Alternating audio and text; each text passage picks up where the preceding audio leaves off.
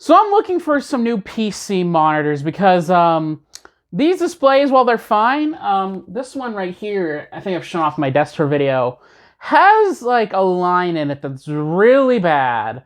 And I just want to get something higher resolution and that I could play the next PlayStation and Xbox on.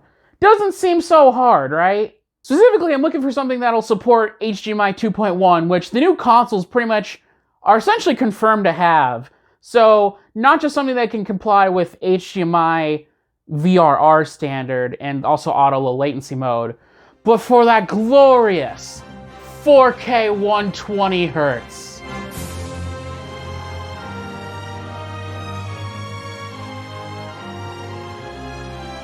And there are 4K 120 Hz PC gaming monitors, but it's not really fair to bash those that have come out before for not having HDMI 2.1, because honestly, nothing up until now has had HDMI 2.1 except for LG's OLEDs. So CES 2020 rolls around, and I'm really trying to follow the news, looking for a new display. And I see all the TV manufacturers are putting HDMI 2.1 into their new models, which, the new consoles are coming out this year. That's kind of expected. None of the $1,000+ gaming monitors supports HDMI 2.1, despite the fact that they can all do a 4K 120 Hz refresh rate. But high-end gaming monitors shown off at CES this year, they're all fucking jokes. These stupid gaming monitors have every single fucking thing, including the kitchen sink, except for the one standard that would make them actually good to use. I know I've seen a lot of comments from these companies saying, oh, we didn't get our HDMI 2.1 certification because it takes years to engineer these monitors and blah, blah, blah. But it takes about just as long to make a TV, and the good majority of those have HDMI 2.1. Where's your excuse? And don't give me the excuse of, well, there's no HDMI 2.1 graphics cards yet. Well, these displays are running at a combination of resolution and refresh rate that no graphics card on any modern game could even conceivably run consistently. Don't give me that bullshit.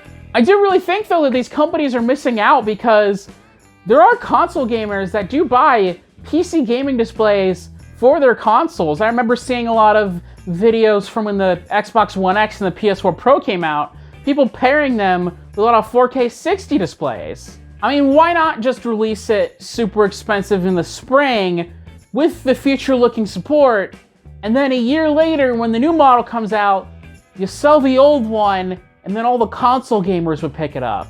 But man, monitors over $1,000 are getting their asses whooped by high-end TVs. To show how bad gaming monitors are compared to TVs, let's compare something like the Asus PG27UQ, a 4K 120 Hz, 27-inch display, tons of local dimming zones, 1000 nits peak brightness, at like $1,500.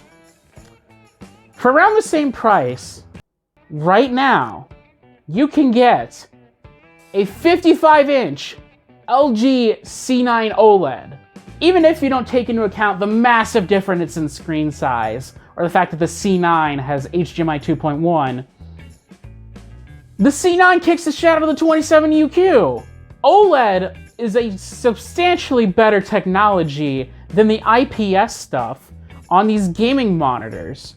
And the self-emissive nature of the light of each pixel on OLED means that it'll have a better looking HDR than having a bunch of super bright local dimming zones on these gaming monitors. Not brighter HDR in the OLED, but better looking.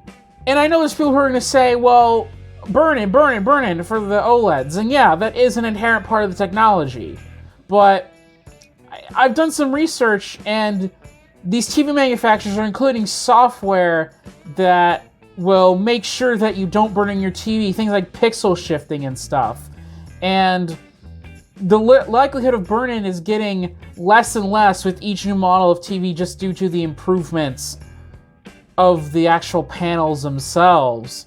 And like, as long as you're being smart about the way that you're using your TV, like, as long as you're not running Fox News on it for 24/7, or you're using it as a PC display where the taskbar will run on the bottom, or you're playing the same damn game all the time, then you should be fine. But what about the response time? The response time's better on the monitors. Okay, so I will give you that the response times on the monitors are ahead of the OLED.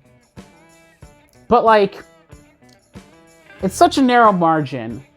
And the thing is that if you care that much about response time, you probably shouldn't be buying a 4K display in the first place. You should be looking at the ROG 360 at CES, which can do 360 hertz at 1080p.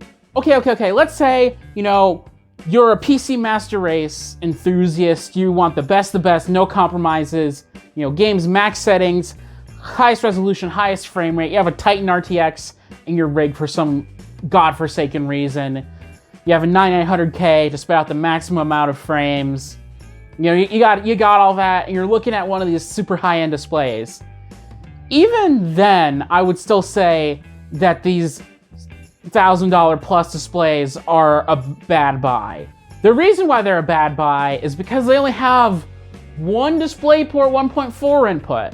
And the reason why that's bad is because when you start getting into 4K 120 hertz, FreeSync, G-Sync, HDR, you're starting to getting to the bandwidth limits of DisplayPort at that point. So as a result, you're forced to compromise between either display stream compression or chroma subsampling.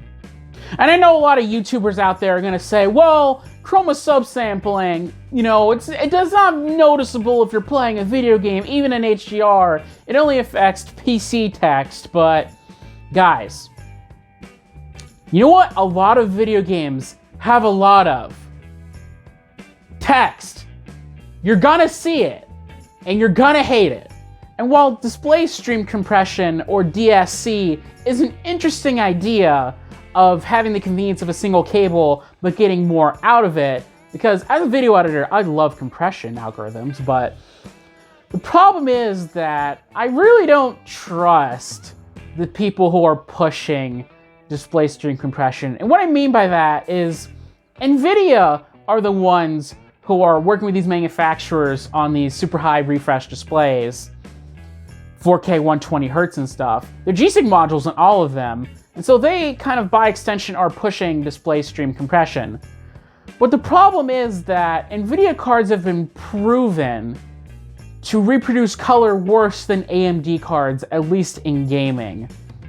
So I would not trust display stream compression, or at least the G-Sync module in these monitors handling of it, to not cause some image quality loss as a result.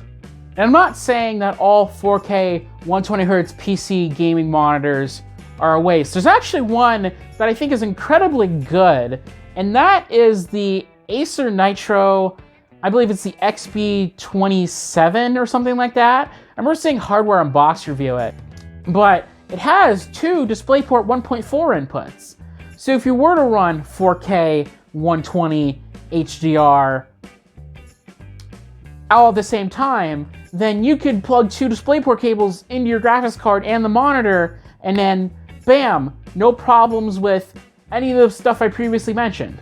The thing that makes me the most angry is that all these monitors have G-Sync in them, and you know, G-Sync is G-Sync, but those are like multiple hundreds of dollars. But you know, they put the G-Sync modules in, but they couldn't put an HDMI 2.1 port in.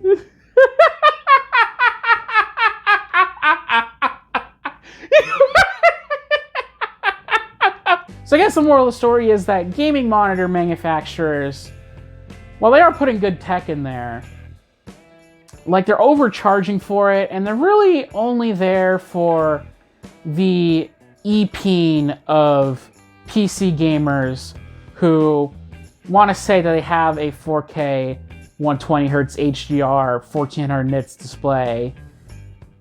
So it's not actually really about getting the best value for your money, but to impress people online or your friends or whatever. So just buy an OLED instead if you're going to spend that kind of money, because the disadvantages it does have, it's so close in that I would argue for most people it doesn't matter. And it pulls ahead in its advantages so much that it's so much more worth it. And I guess I'll just have to wait for Computex 2020 or even CES 2021 to finally see some monitors with HDMI 2.1 on them so I can finally replace the ones I have.